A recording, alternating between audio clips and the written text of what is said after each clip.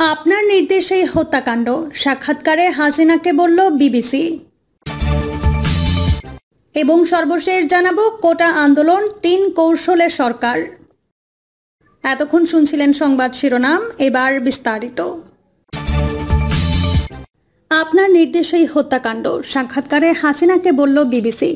বাংলাদেশের অবৈধ প্রধানমন্ত্রী শেখ হাসিনা দেশের গুরুত্বপূর্ণ ঘটনা বলে নিয়ে বিবিসির ইয়ালদা হাকিমকে সাক্ষাৎকার দিয়েছেন, যেখানে তিনি বিচার বহির্ভূত হত্যাকাণ্ড, গুম সহ বাংলাদেশের মানবাধিকার পরিস্থিতি নিয়ে ইয়ালদা হাকিমের বিভিন্ন প্রশ্নের উত্তরে ডাহা মিথ্যাচার করেছেন।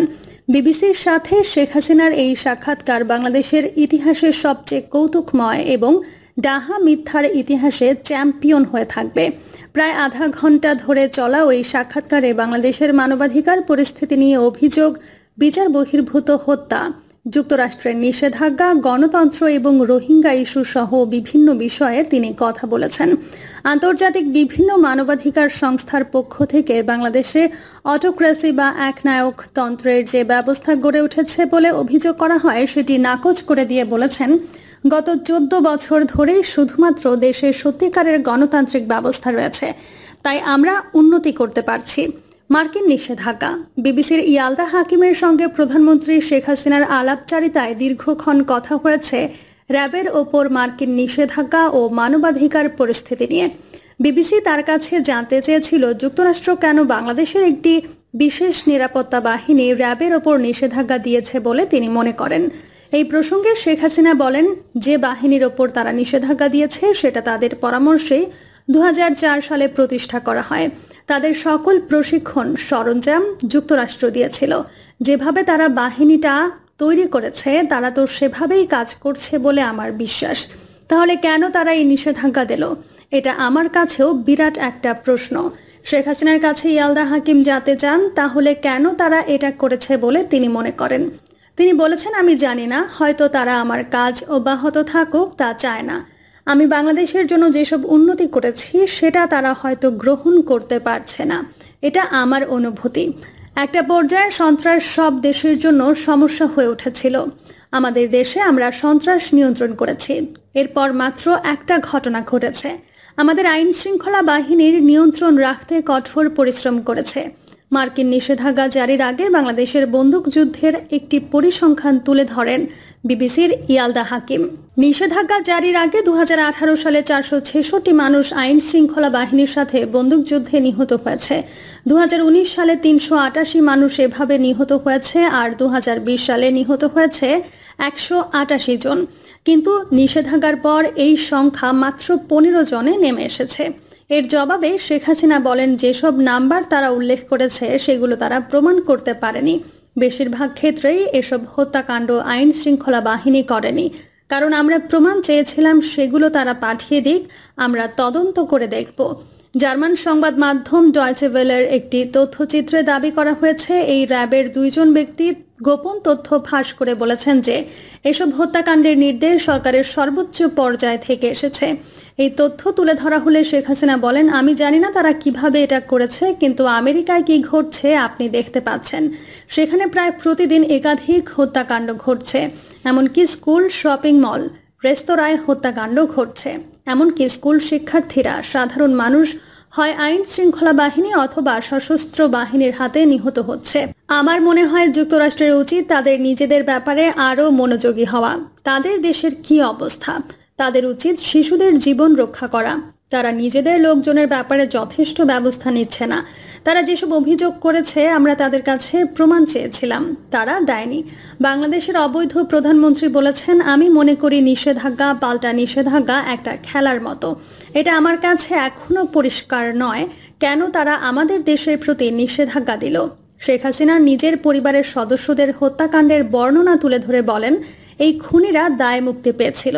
আমি এমনকি তাদের বিরুদ্ধে মামলা করতে পারিনি। আমার বিচার পাওয়ার কোনো অধিকার ছিল না। সেই সময় তারা কোনো নিষেধাজ্ঞা দেয়নি, বরং একজন হত্যাকারী আমেরিকায় আশ্রয় নিয়েছে। আমরা তাদের বারবার অনুরোধ করেছি তাকে ফেরত পাঠানোর জন্য, তারা করেনি। কেন তারা শুনছে না আমি জানি না।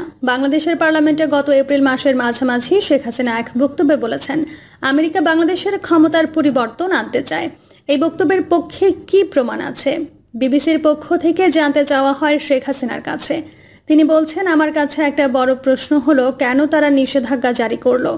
যখন আইন শৃঙ্খলা বাহিনী দেশের সন্ত্রাস মোকাবেলার জন্য কাজ করছে, মানবাধিকার লঙ্ঘনকারীদের বিরুদ্ধে ব্যবস্থা নেওয়া হচ্ছে, তখন তারা লঙ্ঘনকারীদের পক্ষে অবস্থান নিয়েছে, যারা ভুক্তভোগী তাদের পক্ষে নয়।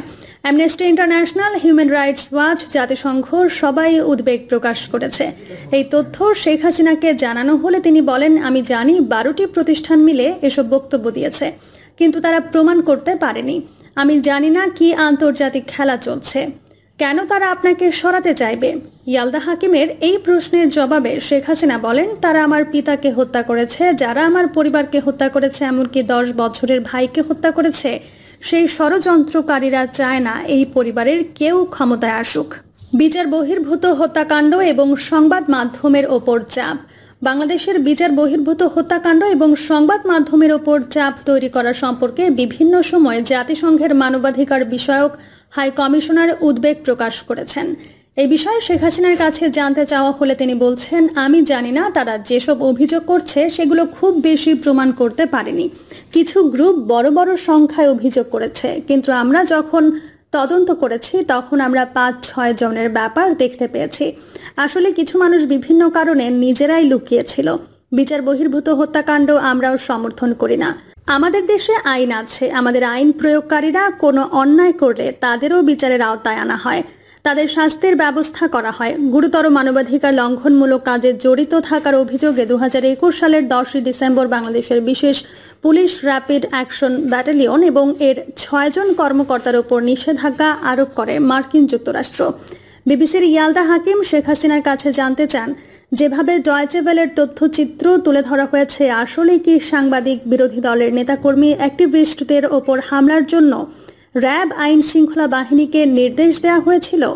কারণ সরকারের তথ্যে জানা গেছে বিরোধী দল বিএনপির নেতাকর্মীদের বিরুদ্ধে 20,000-এর মতো মামলা হয়েছে, 7,000-এর বেশি বিএনপি নেতাকর্মীকে গ্রেপ্তার করা হয়েছে, হাজার হাজার মানুষকে আটক করা হয়েছে। এর জবাবে অবৈধ প্রধানমন্ত্রী শেখ হাসিনা বলছেন, হ্যাঁ, কিন্তু তারা কি করেছিল? তারা মানুষ হত্যা করেছে, তারা মলটভ ককটেল ছুঁড়েছে, তারা পাবলিক বাসে আগুন দিয়েছে, 3800 পাবলিক বাসের ভেতরে যাত্রীদের রেখেই আগুন ধরিয়ে দিয়েছে। তারা সাধারণ মানুষ হত্যা করেছে, ট্রেন, লঞ্চ, প্রাইভেট কারে আগুন দিয়েছে। আপনি হলে কি করতেন? আপনারা কি তাদের বিরুদ্ধে মামলা করতেন না? এটা সাধারণ দলীয় সমর্থকদের ক্ষেত্রে করা হয়নি। যারা হত্যা করেছে, মানুষকে নির্যাতন করেছে, দুর্নীতি করেছে, এই জন্য তারা শাস্তি পেয়েছে। আমি বুঝতে পারি না তারা যেসব অপরাধ করেছে কেন এইসব সংগঠন সেটা দেখতে পাচ্ছে না, বলছেন হাসিনা।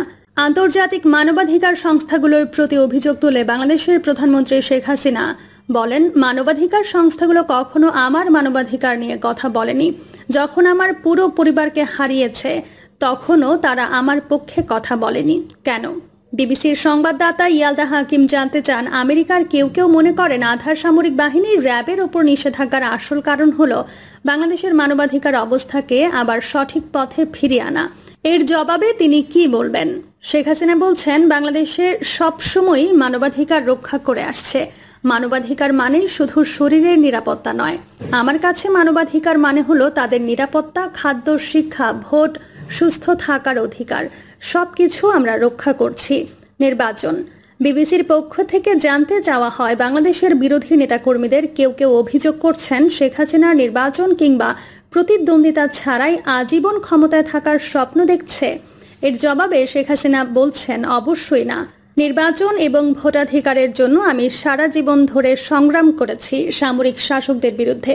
নির্বাচন কমিশন প্রতিষ্ঠার জন্য আমরা আইন করেছি। আমরা সবসময় চেয়েছি যেন মুক্ত ও স্বচ্ছ নির্বাচন হয়। এখন আমাদের ভোটার লিস্ট ছবি সহ তৈরি করেছি। আমরা স্বচ্ছ ব্যালট বক্সের ব্যবস্থা করেছি। সে সময় ইয়ালদা হাকিম উল্লেখ করেন, গত নির্বাচনে আওয়ামী লীগ 96% ভোট পেয়েছে। ভোটের এই হার মিশরের মতো অনেক সামরিক শাসকের চেয়েও বেশি।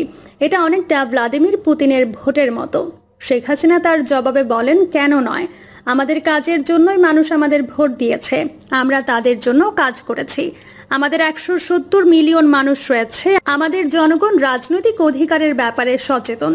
আমরা ক্ষমতায় আসার পর দারিদ্র্য কমেছে, খাদ্য নিরাপত্তা বেড়েছে, শিক্ষা, স্বাস্থ্য, গৃহায়ন সব মৌলিক অধিকার নিশ্চিত হয়েছে। প্রিয় দর্শক, এই ছিল এখনকার সর্বশেষ সংবাদ। আপডেট সব সংবাদ পেতে চ্যানেলটি সাবস্ক্রাইব করে বেল আইকনটি ক্লিক করে রাখুন।